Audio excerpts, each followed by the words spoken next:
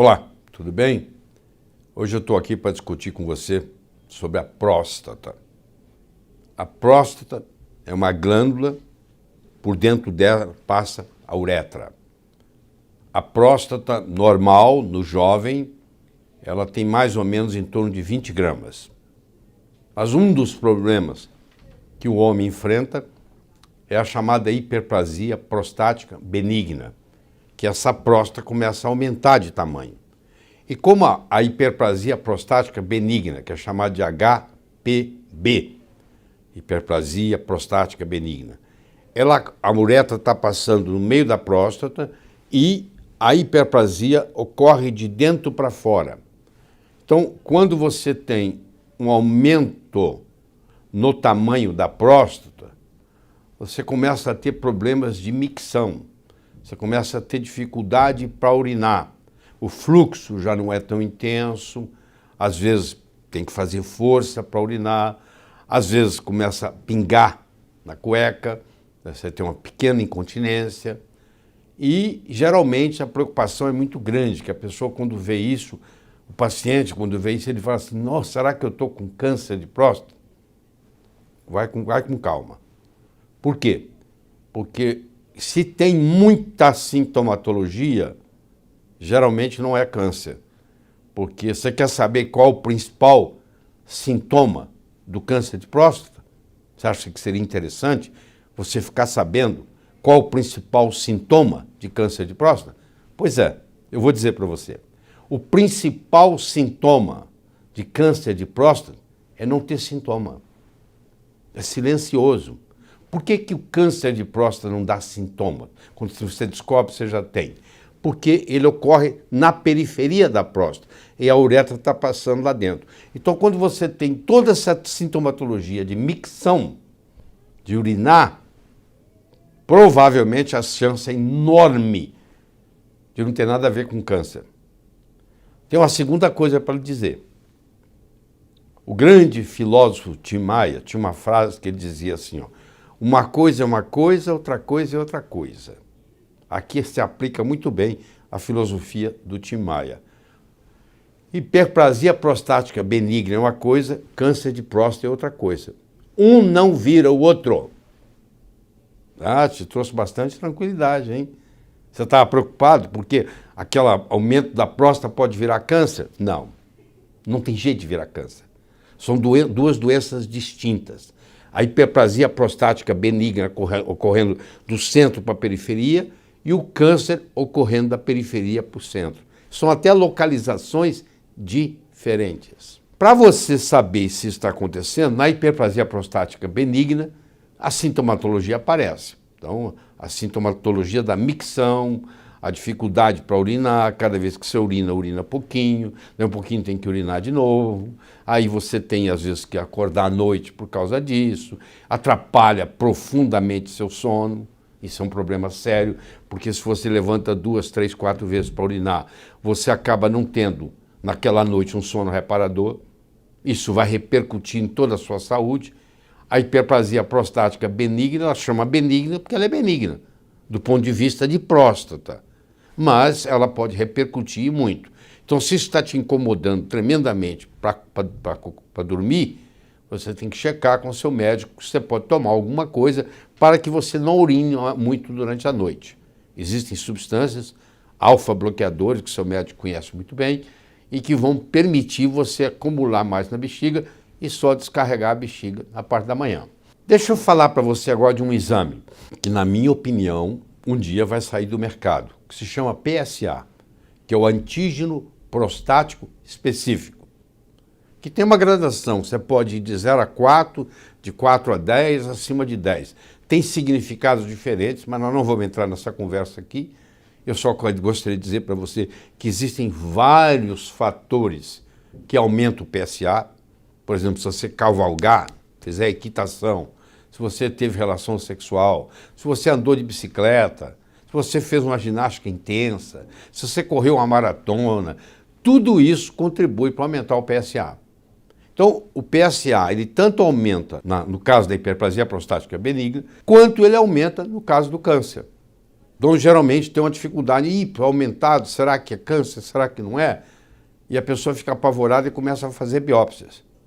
Eu quero que você entenda o que é a biópsia. A biópsia é o seguinte, vai fazer mais ou menos uns 18 furinhos na cápsula da sua próstata e vai ver se ali tem alguma coisa.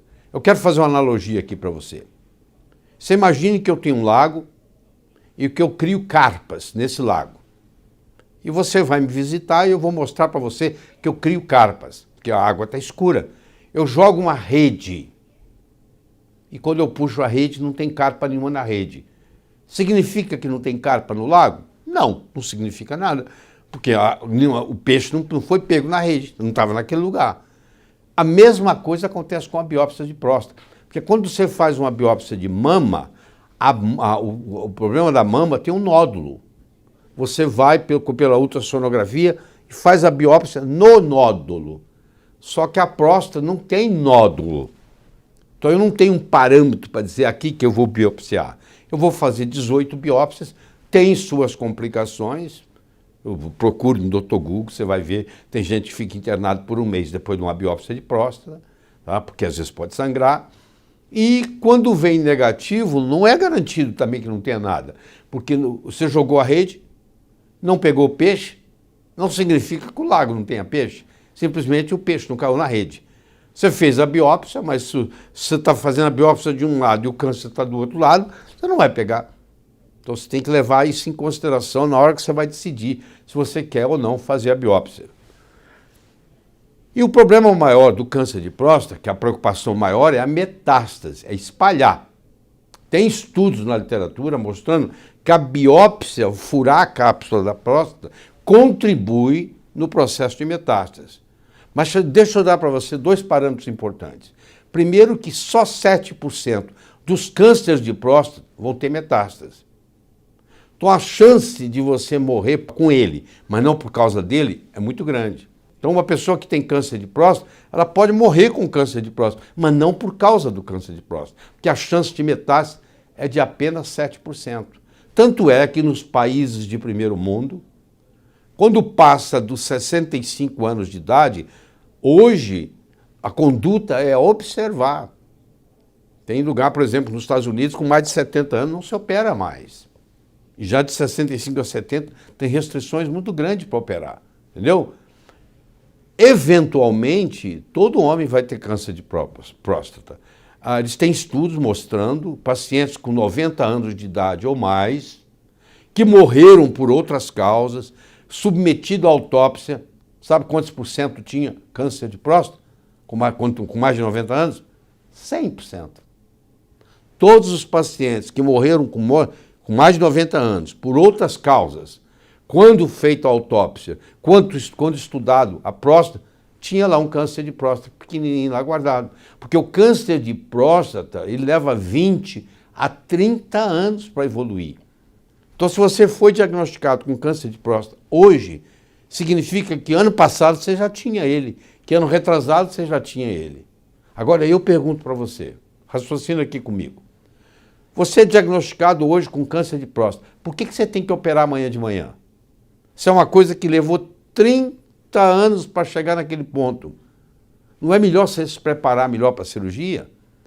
Não é melhor você fazer uma alimentação apropriada, ter alguns dias para poder colocar sua vida em ordem, etc., do que amanhã de manhã tem que operar?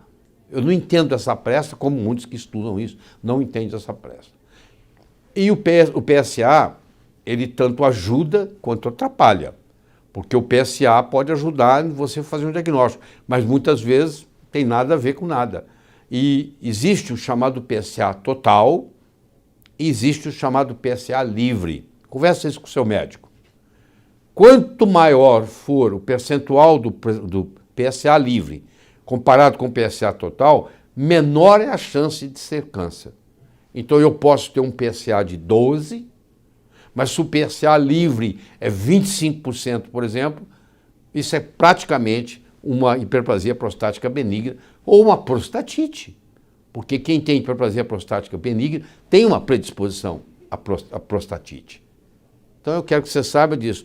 Uma doença não vira outra Hiperplasia prostática benigna é uma coisa, câncer de próstata é outra, uma coisa não vira outra.